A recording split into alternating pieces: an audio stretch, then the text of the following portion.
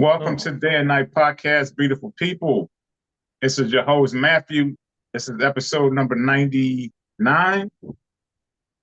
We're getting closer to 100, getting closer to 100.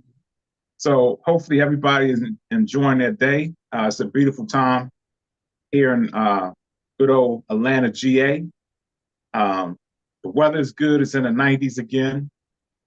No complaints there. The sun is out. Loving the sun. And so we're going to have something a little different for y'all today. We don't have no agenda.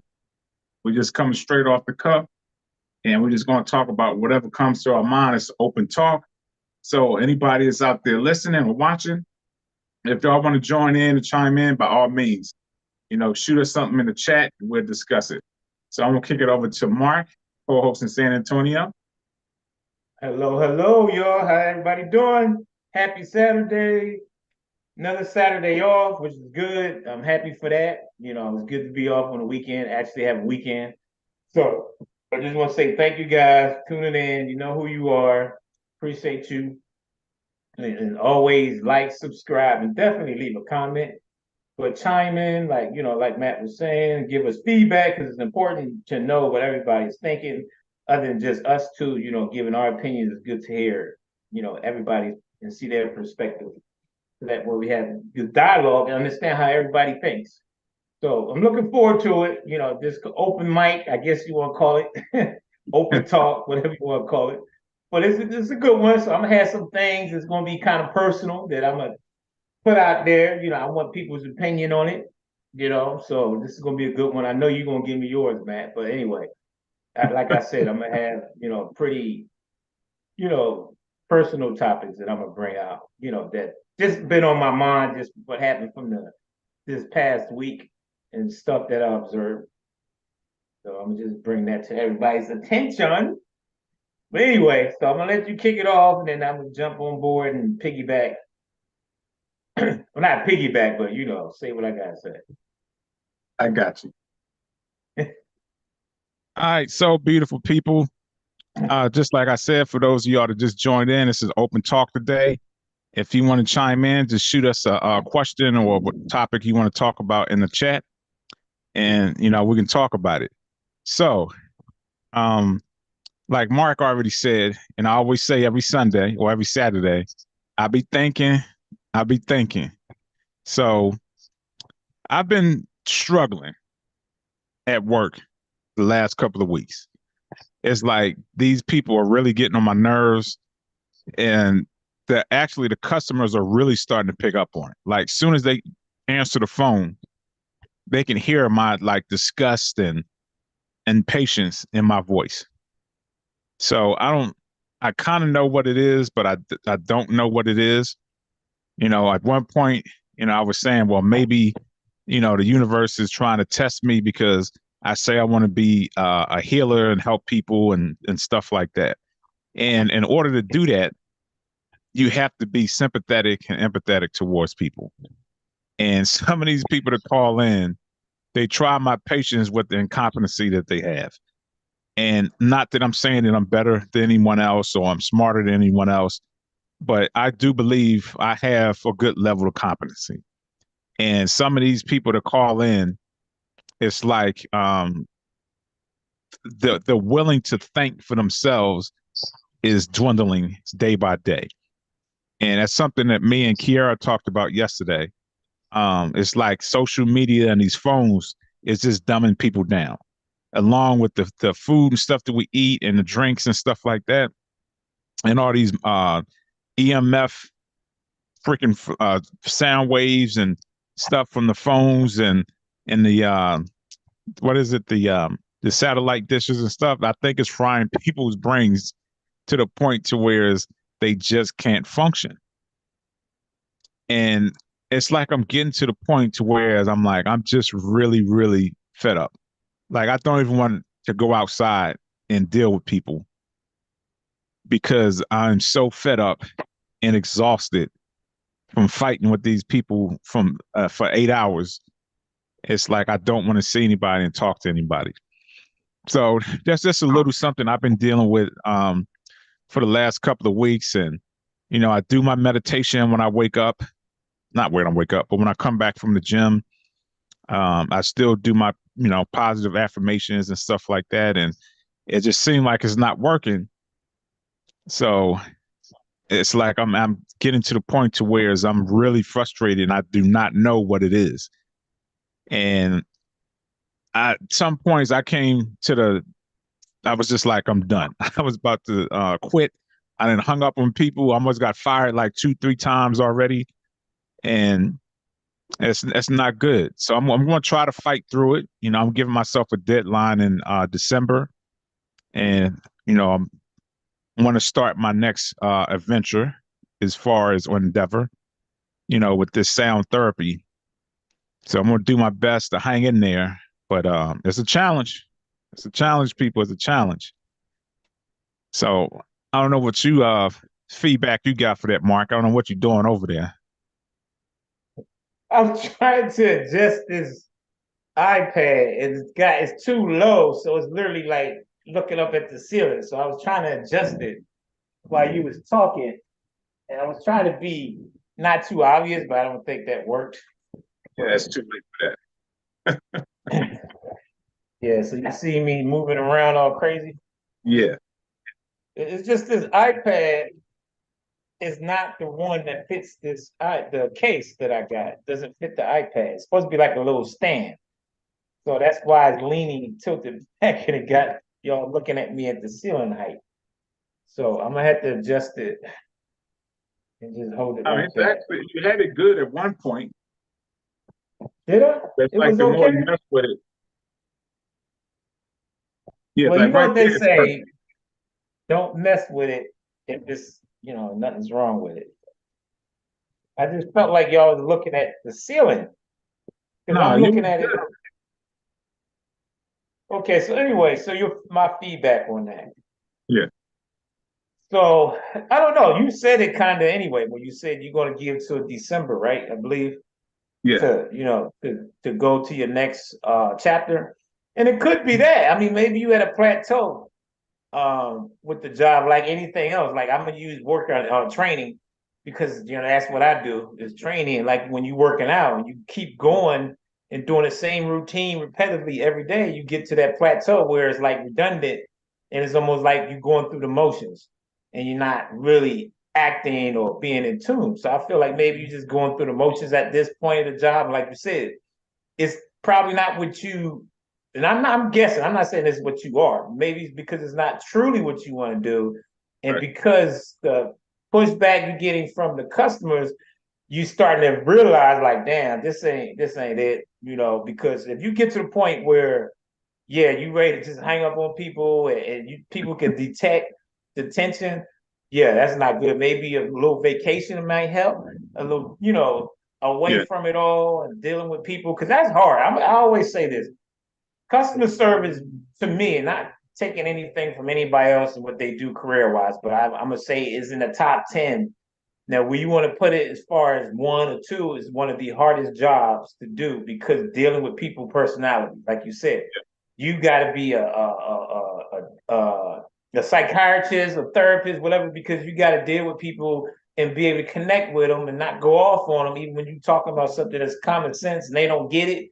And you got to have that patience to go and get there with them so they can understand. So I know I worked customer service for a good majority of my, adulthood, and it's hard. So the only thing I can tell you is, like you said yourself, you already know, is just hang in there, try not to, get yourself fired, and just hold on to your next quest or chapter in your life, because it's going to be times, and now we're going to what I call silly season, where everybody's just disarray and just focus on money and trying to get gifts, and everybody's not acting a norm. So it's going to be even more challenging these next few months. So, and I know you know that. So I'm just like, just hang in there. I can't give you like no magic advice. You know what you got to do. But the only thing I can tell you is, just hang in there, dude. Because it's challenging, but you can do it, because all the wisdom you speak on this podcast. It's time to, as I say, drink your own Kool-Aid. and not saying that you don't, but just literally Right. just saying that just everything that we speak on, like you always say, your perception is your reality. Just make that reality that, this is something that's temporary. I'm gonna make the most of it and know that, my next chapter is, without overlooking it, what you're doing now, just know that you moving forward. And it's another notch in the belt, so to speak. So, Yeah. I don't know if that helps, but that's just my personal takeaway from that. Just because, like I said, I know it ain't easy and it's challenging to deal with people, and their different personalities. When I was a manager, and I remember my boss telling me that you gotta be a therapist, a best friend, a manager as well, and just dealing with the public, and then you gotta deal with your employees. It was a lot, and I was young when I was doing it. I was what, 22, 23 as a head assistant, and dealing with people that's getting mad and want to come at you and box and everything. Yeah. So I know it's not easy, but just I'm repeating myself, but just know it's temporary and just hang in there. At the end of the day, hang in there. But, Yep. It's easier said. oh, I know. Yeah. But so I'm just curious, like, how do you see people? Do you feel as though that people are really like, I don't want to say getting dumb, but I don't know how to explain it. I mean, I used to call them bots before, but it's like people are really, really, really, really just so tunnel vision. And it's like I have a remote control and I can actually control as far as knowing what the next move that person is going to do and how they're going to respond. It just seems like so much stuff is out here that's, I don't want to say comical, but it's starting to really feel as though it really is. Damn, it's starting to really feel as though it is like a movie script because Mm-hmm. just some of the things that goes on and how people respond, and it's like this can't be real. There's got to be Yeah. somebody sitting back, either controlling or writing the script and say, okay, this is what's going to happen next, and this is how people want to respond to it. Because I just focus on that word love a lot. Because a lot of people use that. They either say it to their significant other, they say it to their family members, and I believe we talked about this before.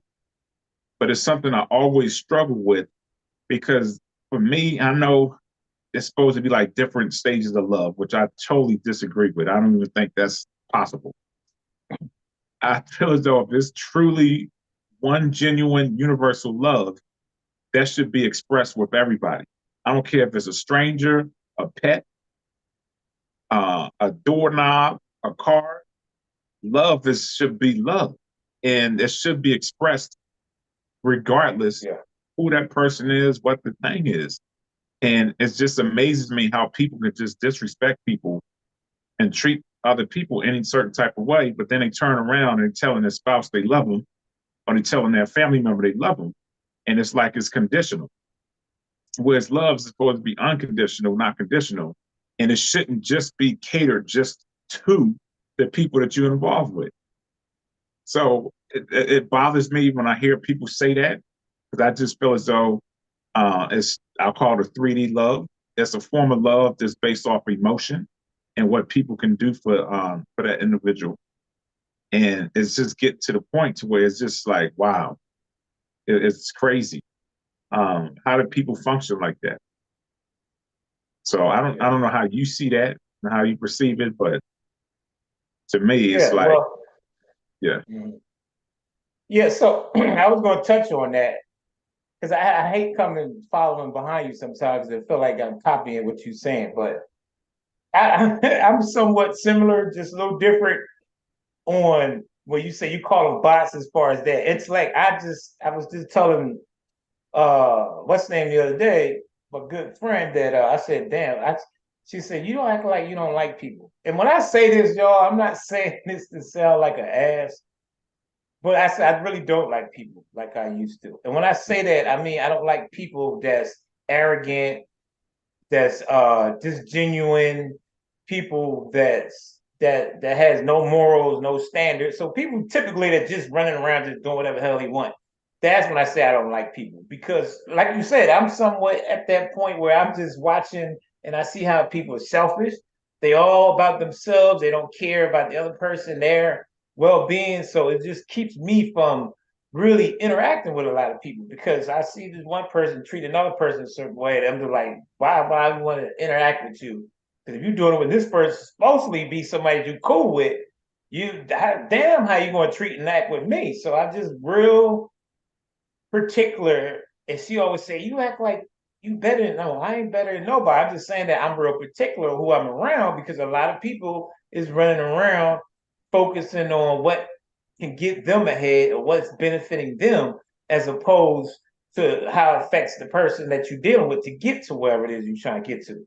So it's just I'm at a disconnect. You know, I interact with a small circle. And I told her, I said, I only deal with people that I know that we're on the same level to where it won't be no conflict, and it gonna be no misunderstanding. And she said, well, you're being very selective. I said, exactly, thank you, because that's what I just said. I'm being selective because I mean that in a way to where again, if you're not doing anything that's gonna be a good cause or anything good coming out of why am I dealing with you, I'm not gonna deal with you. You know, I'll be cordial now, I'm not just gonna be an asshole because it's like I'm being contradictory saying that if I'm gonna do the same thing other people doing. I'll give you kind of short, small talk, but I'm not gonna be trying to interact with people that's not serving no purpose that's gonna help me or whatever it is. So I just, I just noticed that lately in the gym. I see that at work just going driving down the damn street. I see how people just do things that just so to me, I call it arrogance. I always tell her, she said, you get so mad when you drive it. I said, you know what? It's not that I'm mad or let them frustrate me. I said, it's the audacity. I said, it's two things. Either they don't know how to drive or they don't care. Because I said, you can't be that dumb to not know what you're doing. I said, they purposely do things to get a rise out of you or just because they don't care. And I said, that's what drives me is when people purposely do something knowing that you're gonna get a rise. And I know you always say you should let things affect you because by doing that, that's allowing them to keep doing it. I agree with that, but sometimes it's in the moment, if somebody do something that's like really, that's what drives me crazy. And I just see a lot of not everybody, but most people do things intentionally that's benefiting them again, like I said, so it just rubs me the wrong way. So I'm just at a point now where, like I said, I got a small circle. If I do go somewhere, it's people that I deal with, like I said, that I can identify with, and there's no disconnect or anything like that. So I just feel like it's at a point where life is so hard. I think a lot of people is frustrated, tired, and they just kind of hate to say give up. But some people are giving up and they just act in their own kind of way. And this is one thing I was telling her too, in my opinion, is I feel like nowadays anything goes. Now I know we in an era where you be you, express yourself, be expressive, but I'm not.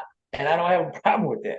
But again, if you going around with no standards and no morals, no guidelines, no boundaries, to me, it's just that's too much. And I just see a lot of that nowadays where people go around doing whatever the hell they want with no standards, no morals, no boundaries, and just whatever.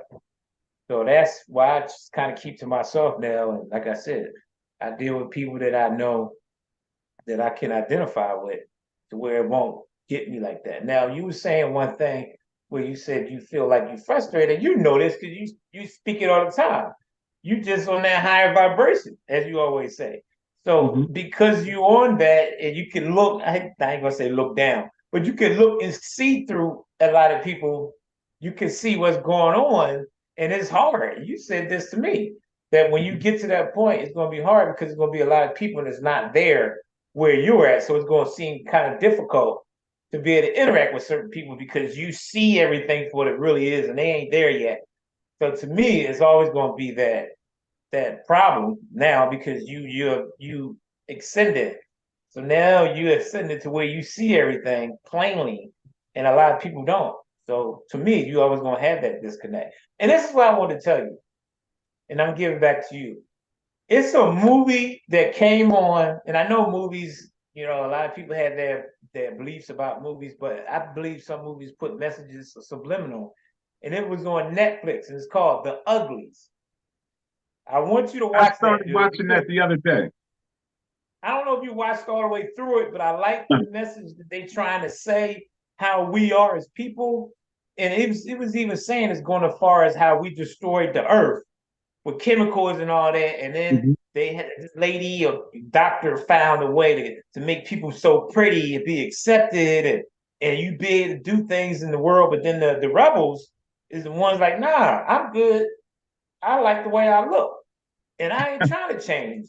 So I mean, it was a good movie. I really liked the little message in that about how we see looks as something so important, and that's the way we need to be based and treated upon is how we look. So I don't know if you liked it, but I think that was a really good message in that movie. Well, I actually fell asleep on it, but Oh shit! Well, hey, it was good to me. So yeah, I'm gonna check it out. I'll probably check it out after we finish with this. yeah. But yeah, something that you were saying, I'm kind of the same thing, but because Deanna used to always say, Uncle Matt, why don't you like people? I said, not that I don't like people. It's like you said, I say the energy. I don't like the energy and the vibration Right. of certain people. And it's just Mm-hmm. unfortunate. It's more people that's low vibration than it is high. Right. So it's getting to the point to where I feel it's almost like I'm alone, and it's hard. I mean, I know you're starting to gravitate to it. Candy is Mm-hmm. probably the only other person that I talk to that, kind of have the same mindset. So, like, other than Mm-hmm. her and you, it's no one else I can talk to. And when you talk to people that don't have that Right. same mindset, they kind of look at you cross-eyed, or, they think you crazy or something like that. So it's like Mm-hmm. sometimes I feel as though I'm just truly out here alone. Not to the point to Mm-hmm. where it's depressing, but just like, damn, it's really me. And I know there's people that had the same mindset because I see them on TikTok and stuff like that. But as far as just like you saying, in my immediate circle, Right. um, I just don't see it. But it's something that somebody said the other day, and it was like so Mm-hmm. profound. And Yeah. she was like, "I'm embracing my villain," and I was Mm-hmm. like, What does she mean? I'm embracing my villain?"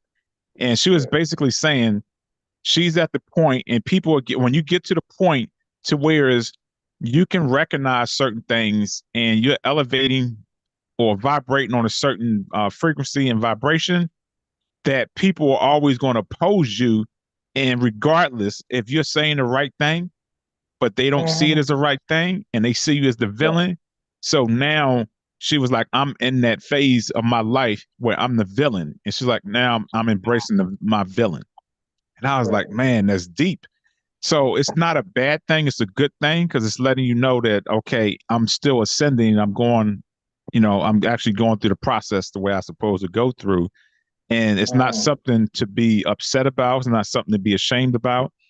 It's just something Right. to embrace and be like, okay, this is where I'm at, and I'm going to Mm-hmm. deal with it, accept it, and then move on. And I'm like, well, maybe that's where I'm at. I'm in my villain stage. And so instead of trying to fight it, just accept it, and like, okay, this is where I'm at in my life. I'm going to embrace it and be the best damn villain that I can be. And not in a bad Yeah. sense, but in a good sense. Right, right, right. Yeah, Um, yeah. so KJ said, I think selectiveness comes with age. We see the BS in people more with Yeah. age, and we decide, damn, the heart is in a way I can't see the rest of it, to protect our space and energy. Yeah, that's true. I believe that. Um, I don't know if it's necessarily with age. I just think it's a level of consciousness that we're embracing and getting to. Because you can be 25 years old and be like, man, I'm tired of the bullshit, Mm-hmm. and just see certain things. So I just believe it's a level of consciousness that, a person comes under, and they just to the point. She's like, yeah, I'm about done with this. But Mhm. so it was something else that I was thinking about, and I think I sent it to you with old girl, and she was like, "Have you ever thought when you went under anesthesia, like, are Oh they yeah. turning our brain off?" She took it to another Uh-huh. level. I didn't even think about that. So I'm like, damn, that's pretty deep for her. She got a good point. But it's Right. funny though, just that she had the same thought that we had. Is like, what the hell? Yeah. Like, how do you not dream? How is it when you get put under and then when you wake up, it's like you can't remember anything? That's Yes. crazy. Because for me, when Mhm. I seriously think about it, Yeah. it makes me question, is there truly an afterlife? Because Mhm. if somebody can shut your brain off to where your consciousness is totally out and then they can turn Mhm. it back on, is that Mhm. really it?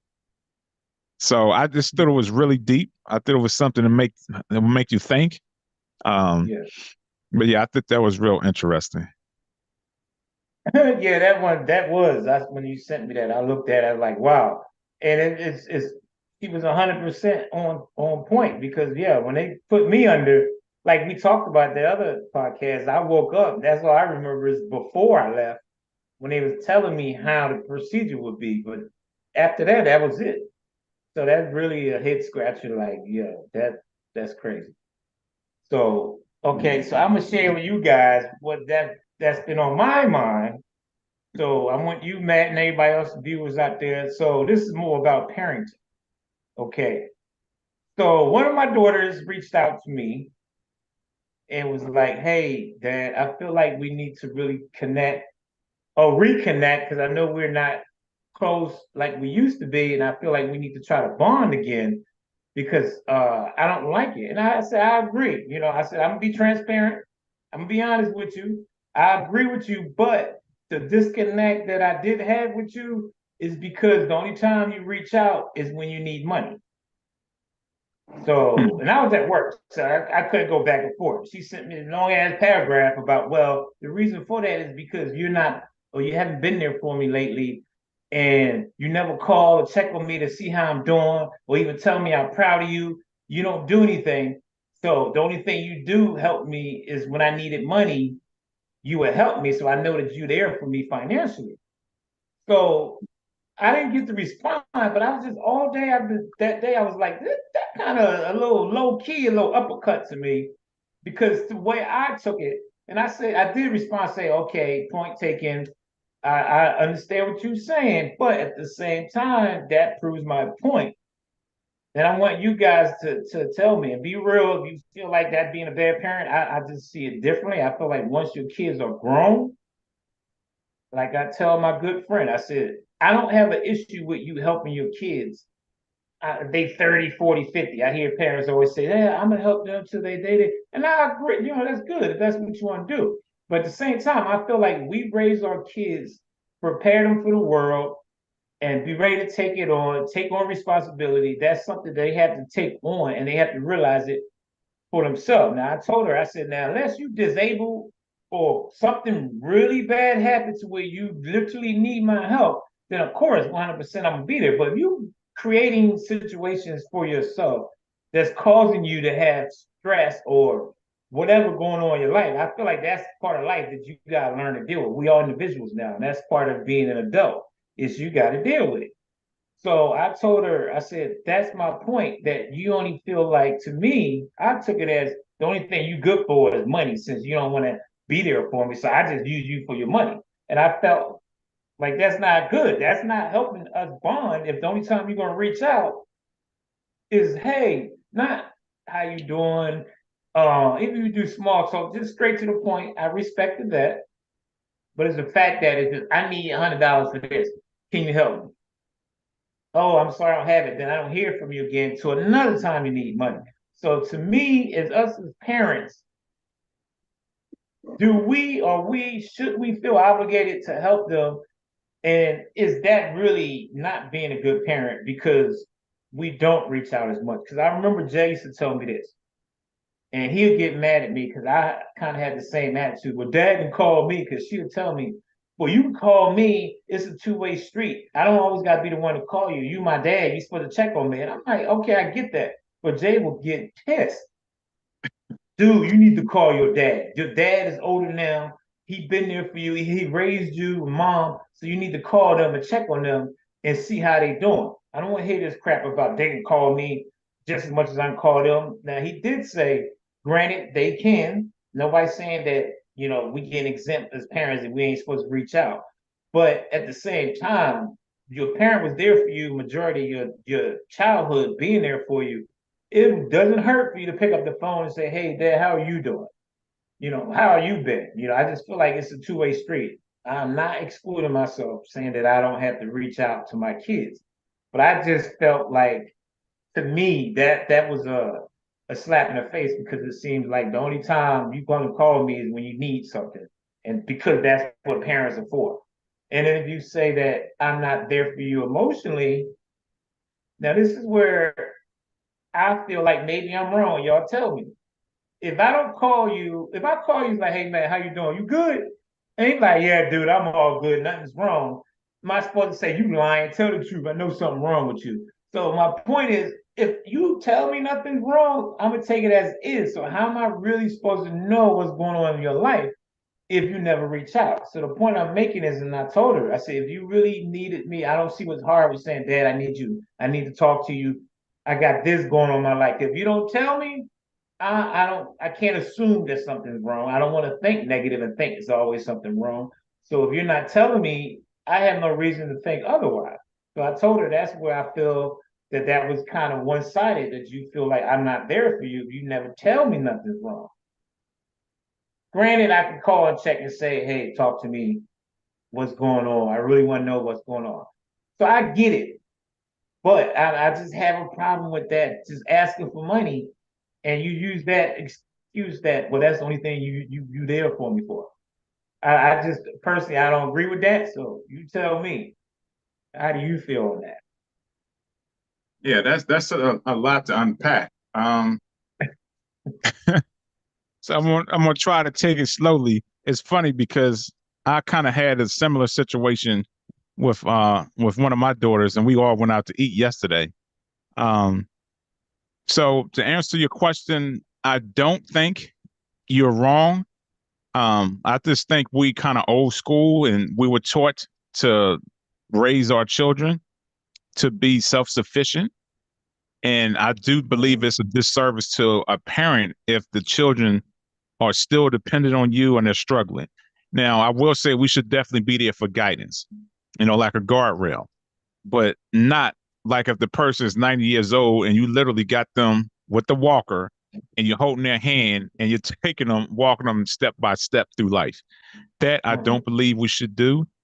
Now, when it comes to the whole calling and stuff like that, for me, I believe a relationship is a relationship.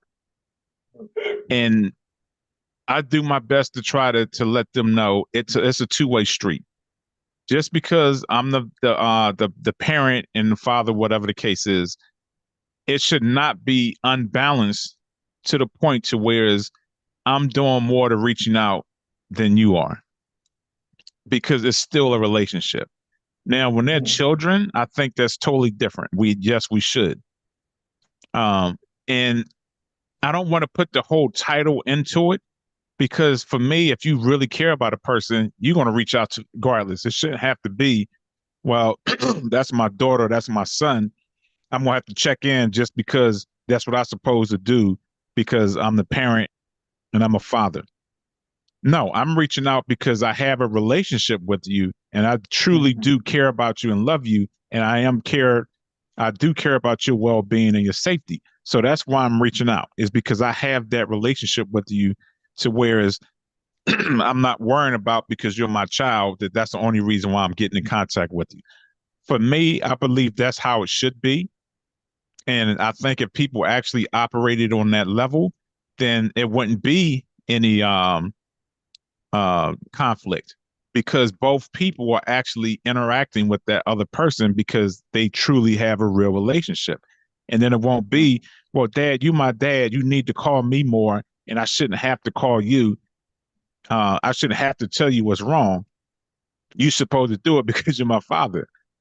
I don't believe that. If you build a true bond and a true relationship, that's going to come organically. You know what I mean? So it's not something that has Yeah. to be an obligation to do. And I just feel as though a lot of parents don't operate like that. And it's funny because I wanted to do a podcast on fatherhood because I was watching Deion Sanders, and like the Mhm. man is really, really on point. Like he really care about his sons. You know, he's Mhm. been with them from every step that they've taken from, elementary to junior high to high school to college, and he's actively in their lives. Um, and I think his is more so because he has a true relationship with them. I don't think it's Right. because, well, I'm a father, that's what a father is supposed to do. I just really believe that he truly has a good relationship with them. Mhm. And along with him being a good father, that just magnifies it even more and it makes it that much better. And the same thing with the father for the Ball brothers, yeah. His dad Oh, yeah, yeah. or their dad was Mhm. actively in their lives. I just truly believe that he had a relationship with them, and for some people it came across like he was dominant and he was trying to control them. And I don't think it was that. I just think he loved his children and he had a true relationship, and it just made it that much more to where it was easy for him to be in their lives. Right. Um, and I can definitely feel how you feel as far as if someone just call you, if your children just call you just when they need money or if they're in a bind. I think that is wrong because, in a sense, to me, that is using the person. Going back to what I just said, if you have a true relationship, then it Yeah. should be organic. You just reach out. Right. And Kiara surprised me. It was 2 weeks in a row. Now, granted, she was close by. She was doing a pageant, so Right. she didn't want to have to drive all the way back up to Atlanta. So she called and was like, "What are you doing?" I was thinking about stopping by to visit. I was like, "I'm Mhm. sorry, I'm not at home." But long story Mhm. short, she didn't have to do that. Now, could it Right. been it was easy for her and convenient because she didn't feel like driving, so it was easy just to come Right. by my house? I don't know. Yeah. But the fact is she still reached out. Mhm. And TT does it a lot. She'll call or text me, "Hey dad, how you doing? How's your week doing?" So that's what I'm talking about. If you truly care about a Mhm. person, you're gonna check in. And it shouldn't have to Right. be an obligation because you're my daughter or my Mhm. son or I'm your father and your Right. parent. If it's a real relationship, that happens naturally. That's how I see it. I hope that answered your question, but Yeah, I mean, it answered, but now I'm sitting here feeling like, damn, I'm a bad person because I'm gonna be honest, I don't reach out as much as I should. And I told her I was being honest with that. I'm being true to my situation, not to be one sided and put the blame on her more than me. Yeah. You made a good point where it should be naturally where I'm thinking about her. But this is something that you may say is an excuse. But like I told her, I said we both have busy schedules. So we don't get to see each other as much, or not see, she's in Houston, but talk to each other as much. So that could be part of it. But the whole disconnect I had with this whole point I brought it up is this is kind of the main thing with her, but this is more of a generalization of how people are. The biggest pet peeve that for me that comes when people complain about something and they do the same exact thing. Now, mm, for example, I'm at work. Everybody uses the bathroom. I'll hardly use the bathroom. This is going to sound silly because I'm saying use the bathroom, but I'm making a point out of this. So this one dude, I think he had a bladder problem. The dude go to the bathroom like every 5 minutes. He a little guy, a little dude. And I'm like, dude, I never see you drink, but you always going to pee. But anyway, him and there's two other people. They constantly going to the bathroom. I mean, like every 5 minutes, these jokers going to the bathroom. So I decided to go one day, and they hissy fit and crying, complaining. Oh my God, he's leaving the line and he's making it hard. So long story short, I didn't go off on it, but I let them know, like, look, y'all do the same damn thing, and I don't say jack. So don't be two-faced or a hypocrite and complain about something that you do that someone else does. So my point is, I don't like it when people complain about something you know damn well you're doing your damn self. Like if I go to the bathroom, yeah, that's fuck. This dude always go to the bathroom, but you know what? I go to. So what? Who am I when I do the same shit? Sometimes you gotta own what you do. So when you have someone that complains about the same thing you do, to me, that's a hypocrite.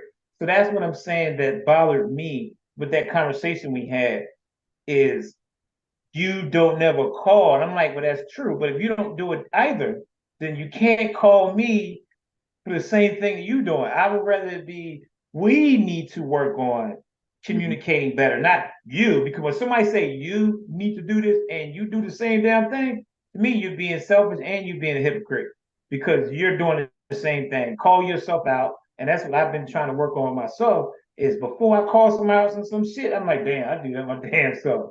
So I could say it, but then I'm making myself look bad. So I need to just kind of slow my roll and make sure that what I'm complaining about, I'm doing it less. Then I have more of a valid point. Because to me, your point ain't valid. If you're doing the same damn thing, you're not gonna have me listen to you because you can't make me go, you know what, you got a point. You do call me every Saturday on time, every Saturday, no matter what, consistently. Then I have the reason to say that you have a point. But if you're doing the same thing I'm doing, no, and that's why I brought that up, is because that was the whole disconnect that I had, is when I'm being called out on something and you literally doing the same thing. So I feel like it should be more of a we than a you.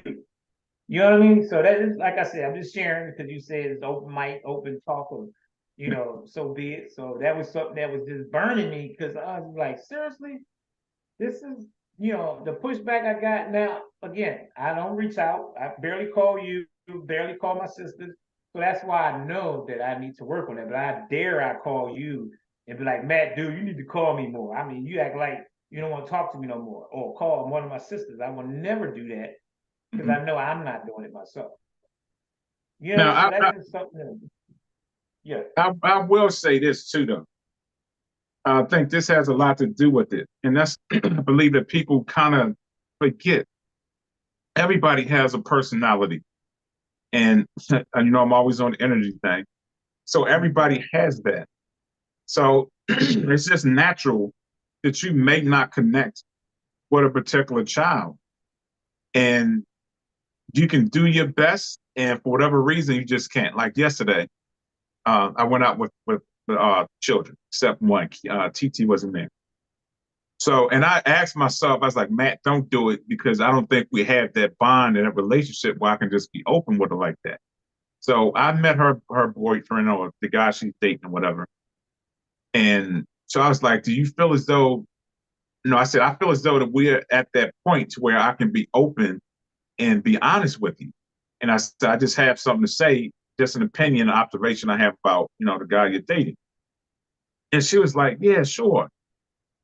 And I just gave her my honest opinion, and she took it the wrong way, and she took it negatively and just totally twisted and turned it around and was like, see, that's why I don't talk to nobody. Just I kind of went on this rant talking about who am I to judge who she should be with, and just took it to another level. And just to give some context so people know what it is I'm talking about. Hopefully she don't get upset if she sees this. But I just basically said that they aren't a match. I don't see them as a match. And it was more of a compliment to her as far as who she is and how she hold herself and how she carry herself. And I was just saying, like, he don't seem like he's a good fit because he's not on your level. But she totally took it the wrong way. And we kind of got in a mini argument. And the point I'm getting to is she's not at that level yet to where she's mature enough to have a conversation, even if she feels as though it's not something that she want to hear. You know what I mean? So it's like sometimes you can't, for me, you can't conversate with a certain person at a certain level because they don't know how to respond or they don't know how to receive it. So that kind of, for me, it pulls me back as far as interaction I want to have, because you know me, I'm an open person and I'm going to speak my mind. And I think I told you this before. I don't like being in a situation to where I feel as though I have to watch what I say, because then it makes me uncomfortable and then I shut down.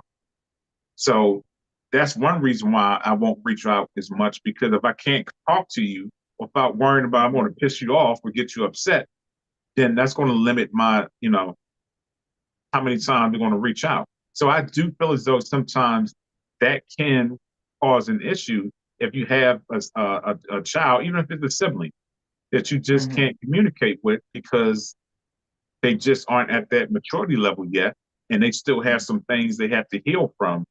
So you just kind of limit the interaction. So that's how I see that. I don't know if that makes sense to you or not, but no, yeah, it does, yeah. Yeah, so that's all that was with that, just more or less, you guys, anybody out there comment on that. How do y'all feel about that as well? Because I'm curious to know what other parents think, and I know most parents think, oh my God, I do whatever I can for my kid no matter what. But it's not even about that. It was more about the communicating part, to build that bond is the main thing that I was making this a issue about. Not so much being a good parent by being there for them, but just connecting, like reaching out and showing that you do care. Because you said something earlier about love, and you said it's expressive of an action. I say the same thing. Love is an action. It's just a word. And the reason why I'm going back to that, because I think that all correlates together, is because we always say we love you when we hang up. Oh, I love you. Hey, I love you, babe. Goodbye. And I always tell people that I'm with, that to me is like saying good morning, because it's something that we do, is natural, is almost a muscle memory in a sense. yeah, Now people may say, well, I don't say it unless I mean it, but yeah, you do say it. And then you're not saying it because you mean it. Because like you said earlier, your actions should validate what you say, or they should be together. They should be hand in hand. Like you can look and be like, damn, I know she loved me because she did what, like I always tell women that I'm with, and I'm not saying this like I'm some bad person, but I know I'm a hard person to deal with. So I always say, if you can deal with me, I know your ass love me, because I'm very, I'm very unique in my own way. So when she go, you know what? Damn, I love you because I'm putting up with your BS. I'm like, yeah, that's love, because you don't have to. And I know that you're dealing with something that's different, and you're not getting out of character of who you are to combat with me. So to me, that's love, because I don't think if you're in love with a person, you'll put up with that mess. So to me, that's a way of expressing love, is to be able to not be passive or obedient to them, but again, just allow them to be themselves and know that you both working around that to better both of y'all's, situation in your relationship. So to me, that's one way of showing that, is to be able to allow that person to be who they are. And to me, that's how you show love, as opposed to saying it. Because you saying it, but you be totally different. Then like, is that really love? So why you keep saying it if you're not showing it? So I just want to touch on that a little bit, because I'm big on that, very adamant when people say the word, because I don't say it very much. And I've been in different arguments with previous girlfriends where they be like, how can you be with somebody and don't love them? I said, maybe because I cared about it, but I just didn't love you. Because if I loved you, it would be certain things that I wouldn't have done in that relationship to love you. Because why would I love you and do, like you said in the beginning of the show? You can't tell somebody that and then you're doing the opposite. Like, that's not love. So to me, I'd rather show you. That's why my famous saying is say less. And I had people get mad because I was like, say less. Because why keep saying something if your actions is not validating that? So say less, do more. So everybody knows me, know I say less. If you hear that, that means you're talking too damn much. It's time to put on some actions and show to validate what you're saying. That makes sense. But that's where I'm at on that. So okay. All right, so I want to respond to one of these. Well, it's more Comment than a question. KJ said if love love and caring is unconditional, there should be no conditions. You should call even if they don't call. That's true. Facts, as they say. Yeah. So I want to kind of shift the conversation a little bit.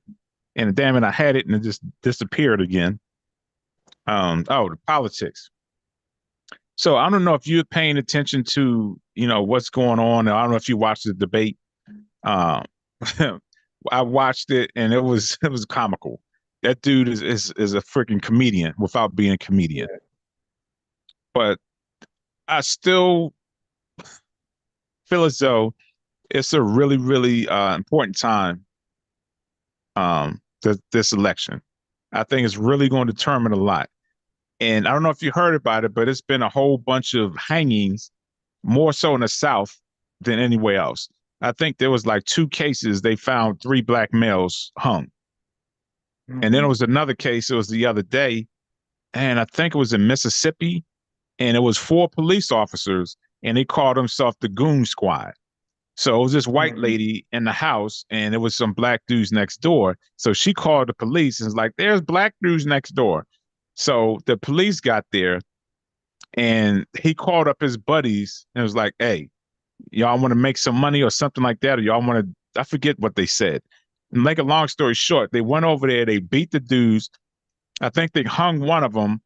They used, I don't know if they used weapons, but they did like perform anal sex on them with weapons or toys or something. And they stuck a gun in one of the guy's mouth, fired it. The bullet went through his cheek and then it came out his neck. And the point I'm getting to is it bothers me because all these stupid social media talk shows or podcasts, these black people are just keep going back at each other. But we actually got people that's being killed like they were back in the 60s and the 20s, and nobody's saying anything.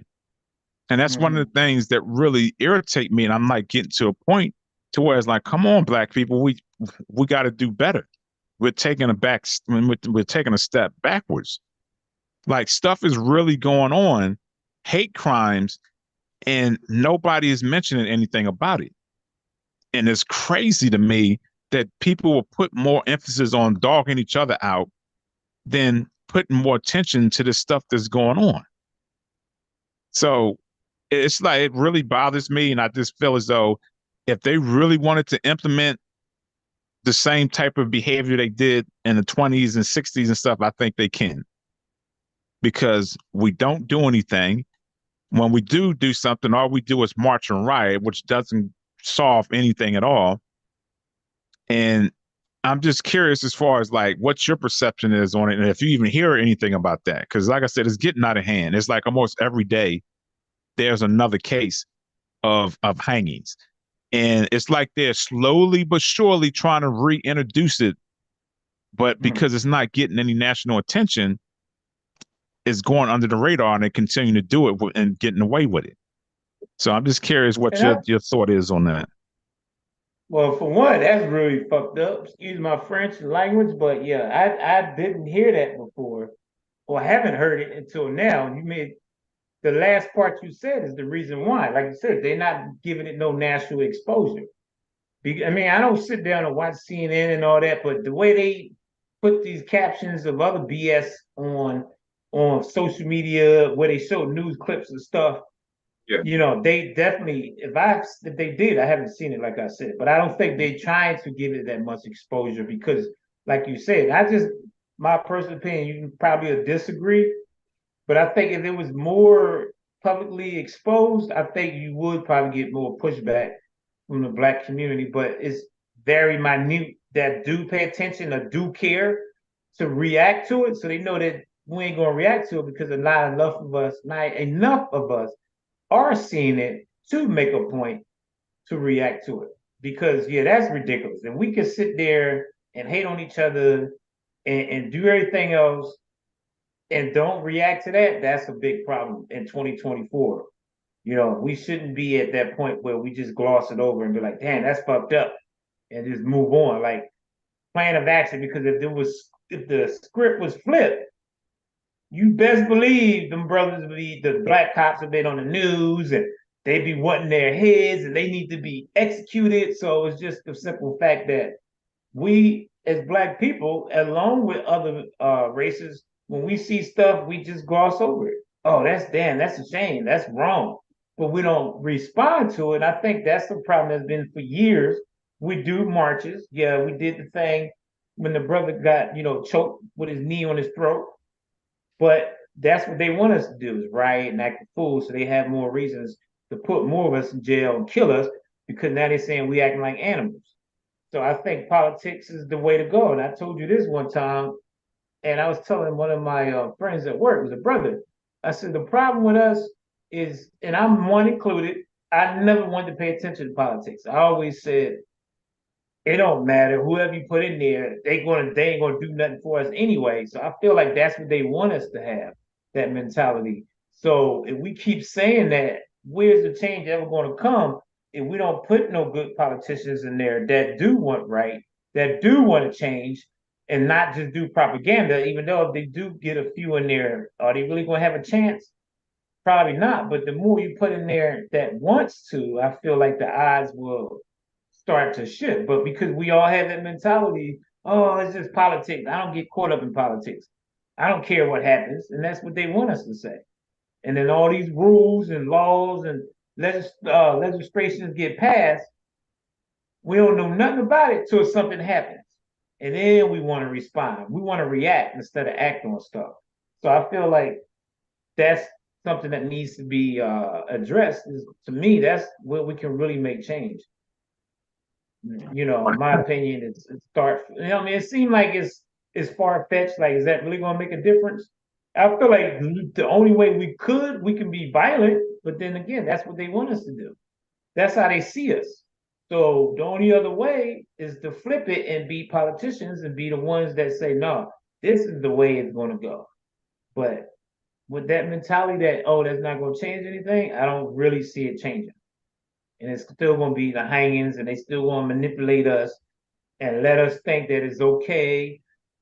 That's just one brother that happened to because we're not caring enough. And the only way we need to show that, not only one of the ways to show that is to start teaching our kids to be more into politics instead of making that taboo, and that's the worst thing to be. But we want to push them to be basketball players and anything in sports, but we don't want to push them to be politicians or lawyers somewhere that's going to really make a difference.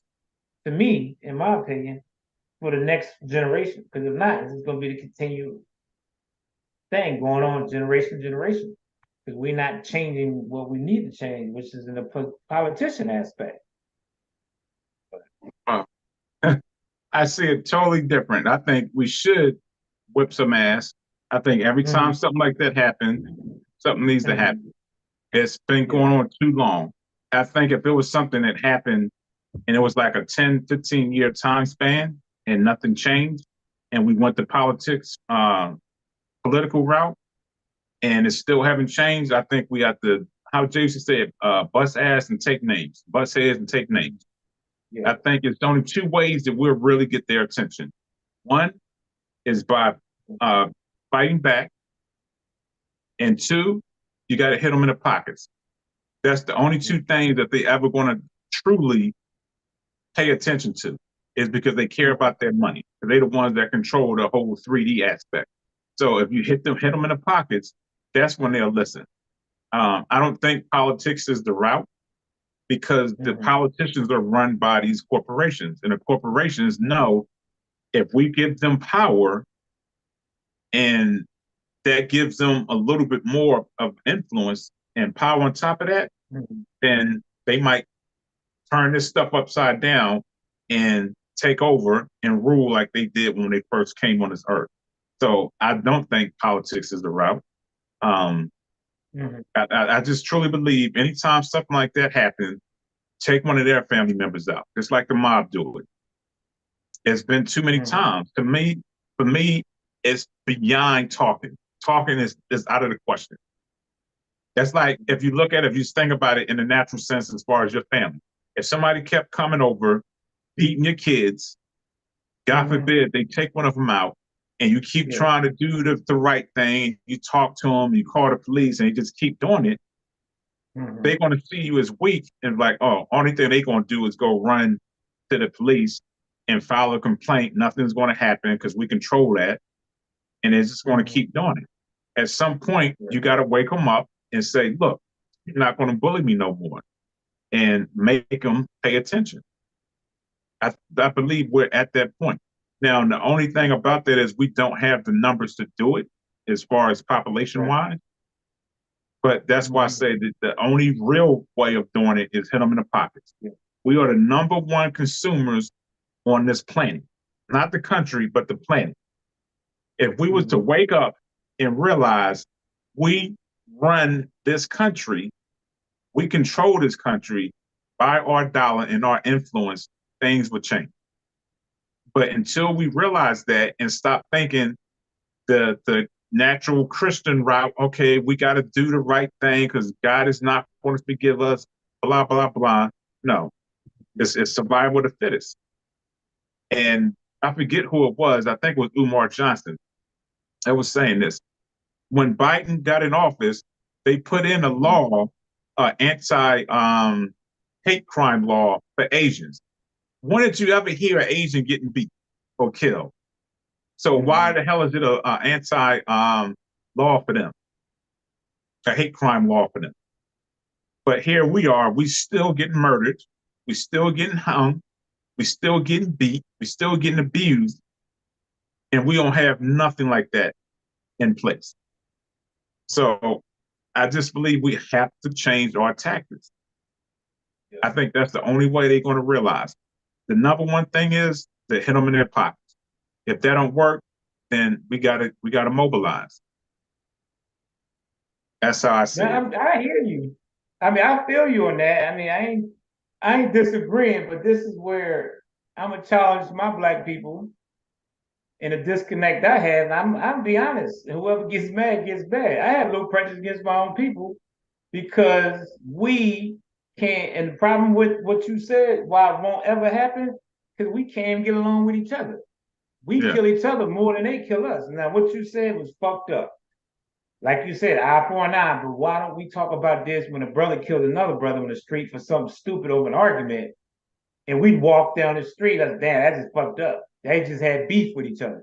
So my problem lies with us as individuals and how we treat each other. I be around a lot of different races, and I watch them, and I watch how they don't know them for a can of paint, but they'll befriend them, give them that, what's up, hey, how's it going, carry conversation.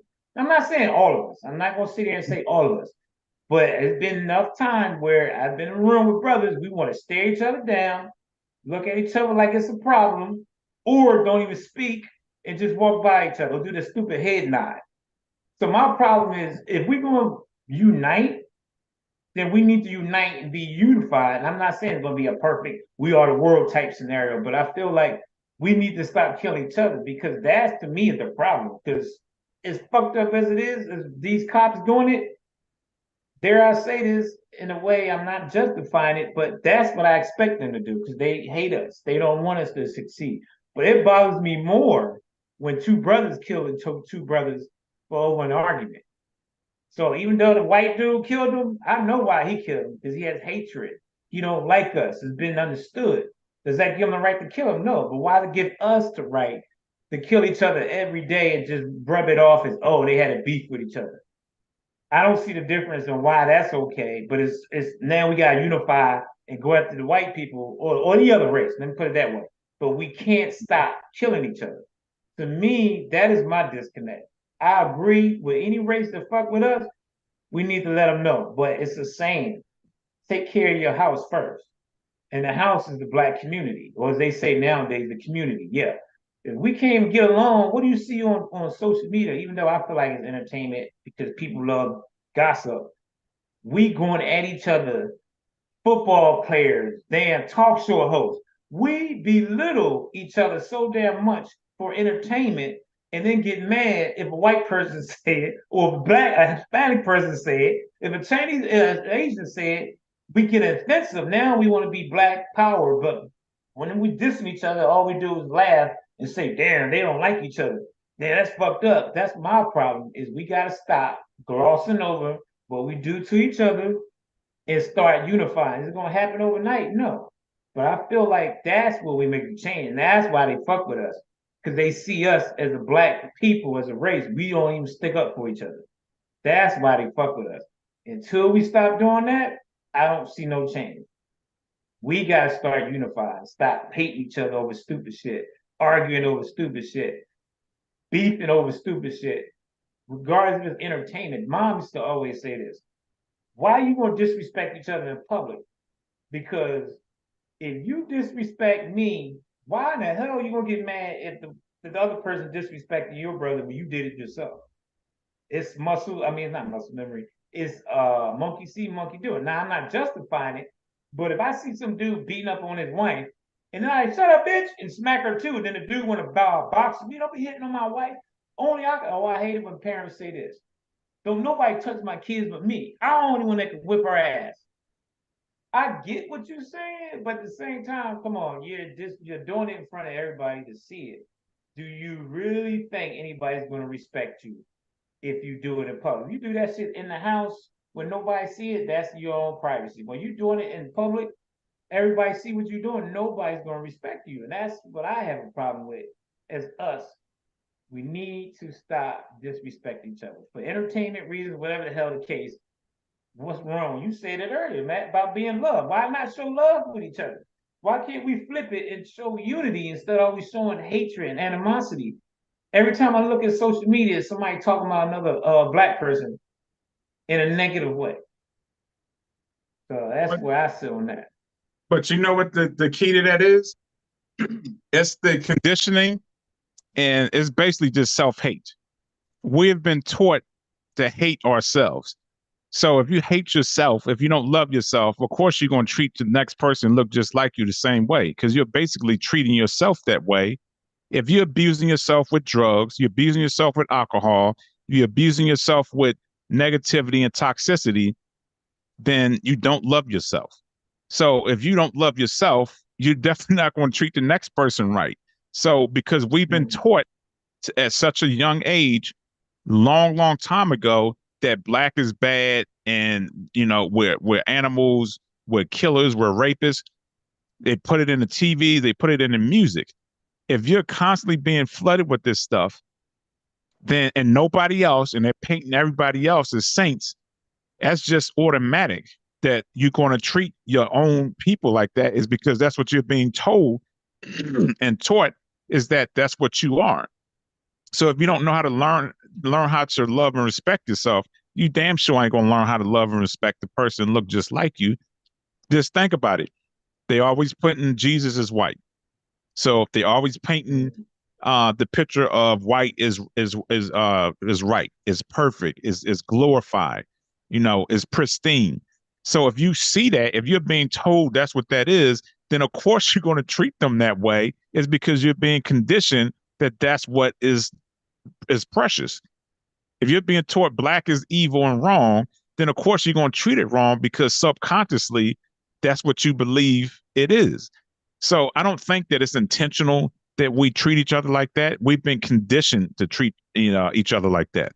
So for me, the key is having conversations like this, and whether if it's with your children or people you in a circle with, is educating them and help getting them unconditioned and loving themselves. Because true love is not going to produce hate, regardless who it is, whether it's white, black, green, orange, or whatever. But if it starts with yourself first, I love my black skin. I love my melanin. I love my hair. That's one thing. They get us with the hair. We don't even love our own hair. So how the hell are you going to love the next person if you don't love who God made you as? So for me, I get it, because I've said this before. I hate it too that we always going at each other on these podcasts and stuff, but it's intentional. That's the only thing the logarithm is putting out. There's like 19 keys. I asked my children yesterday, y'all know who 19 Keys is? Billy Carson, Yaki. It's a whole bunch of positive brothers out there and sisters. But if nobody's tapping into that, then of course you're not going to know what's out there. So it takes us educating each other, but first loving yourself first. So until we learn how to love ourselves first, it's going to continue to treat each other the same way. As long as they keep painting themselves as perfect and black is bad and we're evil and we're this and that, then of course we're going to continue to go through the cycle of, like you said, dogging each other out. So for me, that's the key. Hey, I just lost the picture. I don't know what happened. Can you see me? Yeah, I can see you.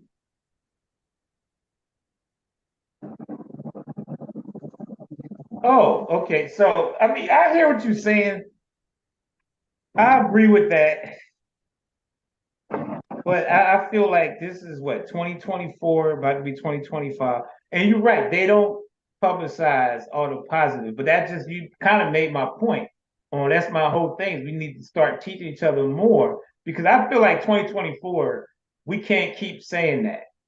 We can, but to me now it's starting to be more of an excuse than it is to actually act on it. Now, back in the 80s when we was growing up, I can say, yeah, we was conditioned. This is 2024. This is more consciously aware people going on that they say than any other era. This is supposed to be the age of Aquarius, so the truth is coming out more. So to me, if the truth is coming out more, we're starting to realize like it's just me and you right now, times 100. So it's 100,000 more brothers that's like us that's out there. So I know we're out there, but that's my whole point. You made my point for me.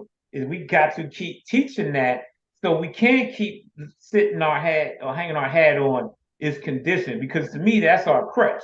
Is we keep saying we conditioned, so this is why we like this. Well, we got to flip that, change that narrative to fuck that. That's how it was back in the 80s. This is 2024. We're gonna change that. We're gonna start putting this out that we are true black people and start putting our history out there.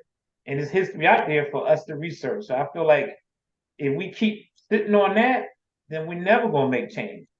So that's you made my point is we gotta start teaching. And that's the only way it's gonna work. Because if not, then we're gonna just keep singing that same song. Our kids gonna be talking about, oh, it's conditioned. Then their kids gonna be saying, oh, we conditioned. So at some point, we gotta kill that narrative and start teaching each other, the youth, not the people our age, because they already should know, but teaching our youth, like my grandson, when he gets old enough, that's the knowledge I'm gonna be putting in him. Because I feel that's gonna be the difference. Because again, we at our 50s, so we right in the middle. So the change gonna come is gonna be the youth that's coming up. That's the ones we gotta touch.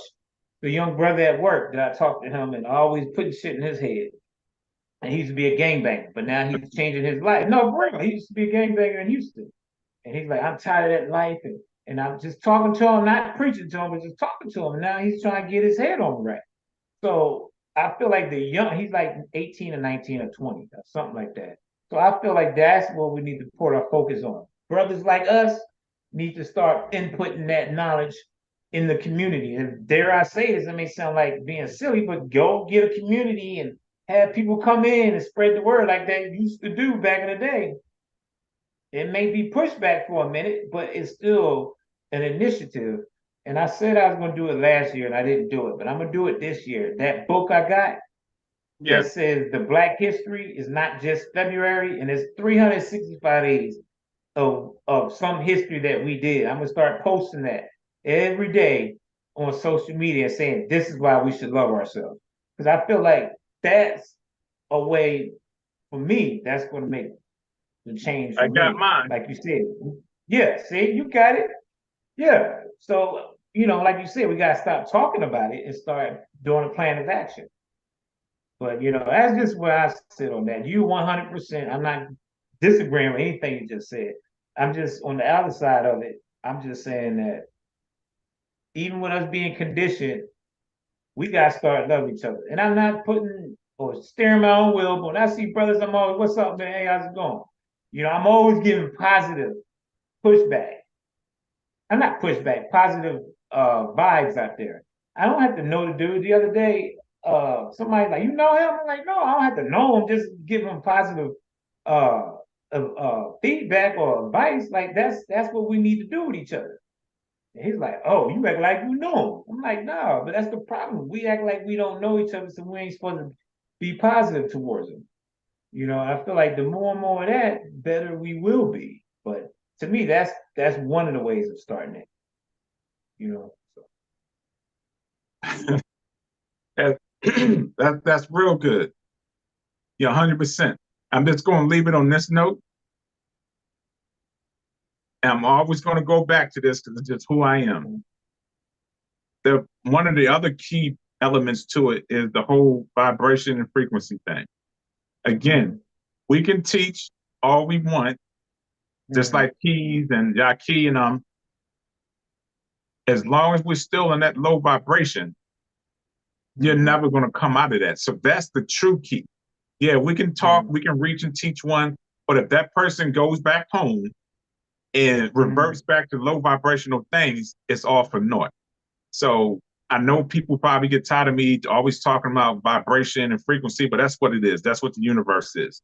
So until people truly accept that and not be misguided as far as with religion, until you truly learn that that's how this universe functions off of vibration and frequency, nothing's ever going to change. And the powers that be know this. As long as they keep us in the dark of what the truth is, you can sit here and talk and reach and teach people all you want. And until they change their frequency and vibration, it's never going to change. It's just like pouring water in the cup and it has a hole in it. It's just going to leak out eventually. So you got to patch that hole up so it won't leak out. So whatever cup you're filling up, it doesn't leak out. So for me, that's why I want to start my my sound therapy, is because the key is getting people's vibration at a high vibration. Once you change their frequency and vibration, then they can start operating at that high level and then working on their subconscious, because they use everything to affect us by vibration and frequency with food, entertainment, clothing, and sex. Those are the four elements that they keep us in a low vibration. And I don't know if I talked to you about this, but the colors, all the colors represent the chakras. And all the red color, the orange is the lower chakras. Most of the stores and stuff they advertise in the lower chakras. So they keep you in the low vibration. And they know this.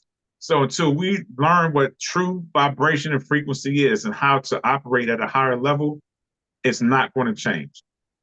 I had the conversation yesterday with my children, and Matthew asked, do I have a gun? And I was like, no. He's like, why not?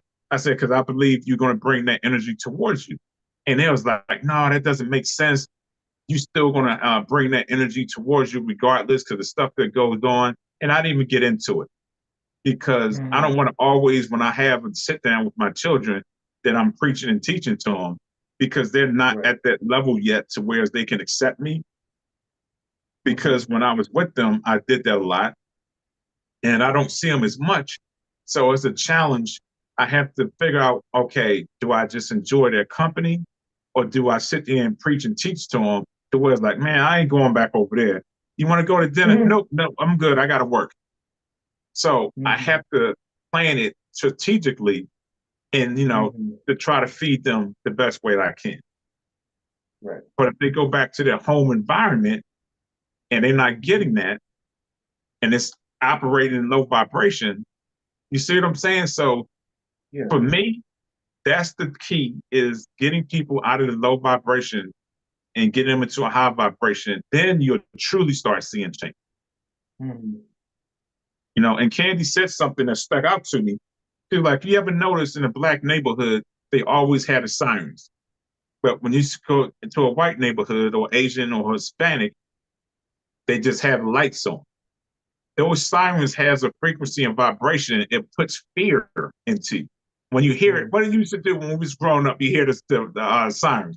We look around and we're dark. We'll get out of there. Because it automatically instills fear in you, which keeps you in a low vibration. So until we educate ourselves on that and truly believe it and not get stuck on religion, then it's just going to be a hamster on the wheel. Just like you said, we're going to keep talking, people going to keep talking, and nothing's ever going to change.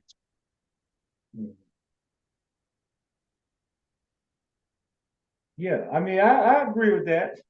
I'm gonna close on that with, we have to, everything we talked about, we have to make our own subconscious awareness decisions and go from there. Because like you said, I could tell people all day, but they go back to their habits. But I feel like it needs to be said, because if you don't put that bug in their ear, they won't have nothing to think about. So to me, it may seem like it's pointless, but at some point, to me, you'd be surprised people that listen and the ones that don't. Sometimes it's the old story where the ones that you think is listening aren't listening, and the ones you don't think are listening are the ones that's listening. So sometimes I feel like you have to say it regardless, because you're going to touch someone. That's why I'm a firm believer in power of influence. Now, I'm not steering, I'm going to say, I'm steering my own wheel. Fuck it. But it's this lady at work. It's this old dude, the old school. He's younger than me. He's 45. He's like 300 pounds. And he's like, damn, man, I'm starting to do eating right, and I'm fasting now because I can't keep living like this. And I'm younger than you, and you look fitter than me, and you older than me. You look like you 24. And I was like, really? And you just talking shit. He's like, no, for real. So I He ain't go never that much talked to lower. him. Huh? I said he ain't go that much lower. 44. No, but I mean, I never go to him and tell him like, you need to go work out, you need to do this. He just watches me. Or he asks me stuff. I just give him little words of advice. And now the brother, dude lost about 40, 50 pounds. And I told him, I'm so proud of you, man. You're doing your thing. And all he does is come to me every now and then. I just give him advice on what to do. So the point I'm making is I'm just a firm believer on, with great power comes a great responsibility. We all have the power, and you have it a hell of a lot. So even though you say what you say, I still feel like your power to influence people is by you saying it. So I feel like you have to say it. Or they can watch you and see how you move, and that's going to influence them. Because to me, people going to look at you two ways. They're going to look at you like, damn, what he doing? I want to do that. Or who the fuck you think he is? But you still influencing them to think positive or negative. So I just feel like the way you move and talk, it affects everybody. Some good, some bad. Like you always say, it's all about balance. So I'm gonna close on, yes, we need to do more, say less. Definitely need to work on the vibration, because I'm working on it. I ain't there yet, but it's a challenge, but I'm working on it. But yeah, it's crazy out here. So we just gotta stay focused and just do what's right. That's the only best advice I can give you right now. To who's watching. So Okay, I have to say this, and yeah. so one way, And just to piggyback off of what you were saying, like I know I have influence, and this is not toot my own horn, but I can recognize it. So when I was first started working with DVS, so how I do it, I don't talk about it as much. I implement the high vibration. I implement colors. So we on chat, and everybody, they do like emojis and stuff like that. So everybody always put the red heart. So I changed it and put the purple heart. And I promise you, everybody after that was putting purple hearts. So now I put a green heart, which represents the heart chakra, and the purple heart is the highest chakra, which is the crown chakra. So every time I implement different colors and change people vibrations, every day people will post good. They say good morning. I say great rising, but I always post the sun and pictures of like a skyline, high vibrational things.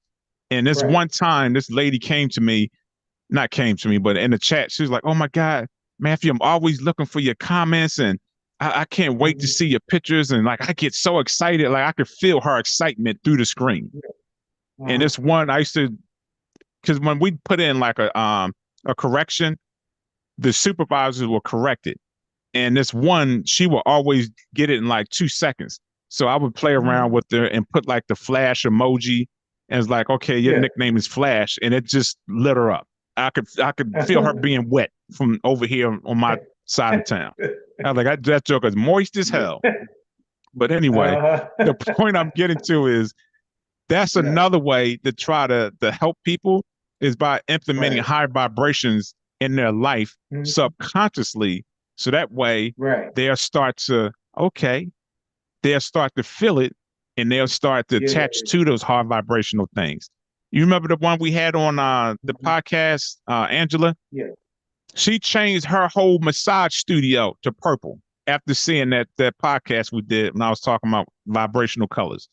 So that is Really? for me is the way to implement change, not so much talking, Yeah. because you have Right. to implement the high vibrational things in people's lives because that's the true Right. change. Once they start operating in a Mhm. high vibration, they're surrounded by high vibrational things, colors, Right. food, people, Mhm. then the subconscious is going to kick in and then they're going to start operating at a higher level. So for me, that's the Right. best way to initiate it opposed to Yeah. talking because you can talk real good and the person get it, but if they go back home and they got a low vibrational person there and they drinking alcohol, Uh-huh. they looking at low vibrational Right. stuff, they listen to low vibrational music, all that stuff you Mhm. put in went right back out. Now the one dude, Mhm. he's an outlier because everybody don't do that. Right. It's very rare that you can Mhm. have somebody that pick up on it and they follow suit. So that's Mhm. good. He's probably a person that really want change. But for most of these Mhm. jokers out here, if Right. they living in the low income homes and environments, that's the big challenge. Those are the ones we have to get, not people that's in a Mhm. pretty good neighborhood and they got pretty Right. good support channels and stuff around them. It's the ones that's living in those bad neighborhoods that's surrounded by drugstore, I mean alcohol, uh, corner stores, bars, fast food. Mhm. Those are the people that's going to be the Mhm. challenge to change because they surrounded by that low vibrational environment. Right.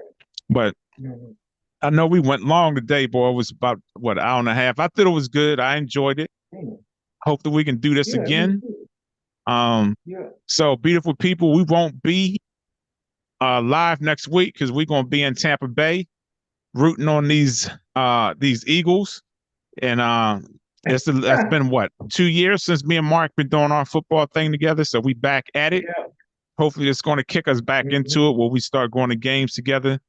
And Yeah. hopefully everybody enjoyed it.